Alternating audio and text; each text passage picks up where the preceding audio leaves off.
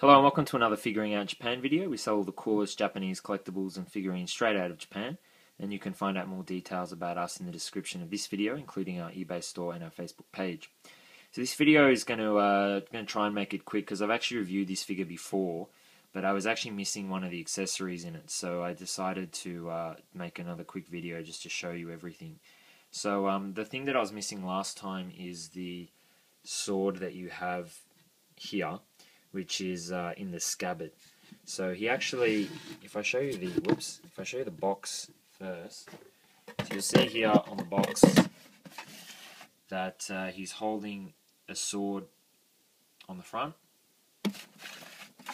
and then that's obviously the side, and then the back he's actually holding this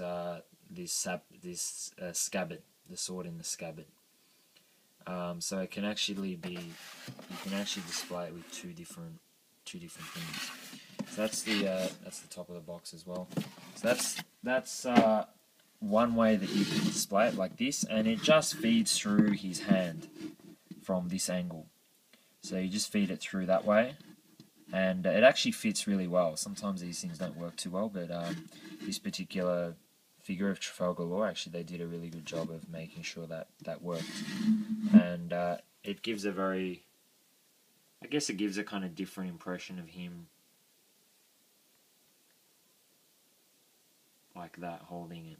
Now the other way that you can do it is if you have the sword, which is this piece, very long piece, and you'll notice here that it doesn't have the handle or the hilt. I forget the technical name. But what you actually can do, and I didn't realize this initially, but the figure comes with the sword and the scabbard sword, but you only actually get one handle, which is this one. So what you need to do is you need to take off this handle, which is very easy, you just pull it off, and this round piece, and then you can insert it onto the end of this piece, and then you can display it. Now if you want to do that, all you have to do is feed this out of the, trying not to knock him, but it's quite, he's going to fall. Yeah, there we go. Sorry about that. Right, so we're going to now. So what you can do then is just feed it through. It's really hard to do this one hand because I'm holding the camera with the other one, but yeah, you can see that just goes in the front like that. And so you could actually display the sword in the scabbard like that as well if you wanted to, instead of holding it behind his back. But this particular stance is really designed for this sword. So that would just insert in like that, and then you'd have the sword going out like that. It's actually a really long sword. So if I compare that to, again, to show you on the box, that's what it would look like. So two swords, one MSP piece, that's how it all sort of goes together. So there's a comparison for size. I don't think I've actually measured the length of the sword, but if I put an iPhone 5 case next to it, you can see that it's, what, about 1.5, bit more, iPhone 5 cases. So it's pretty long.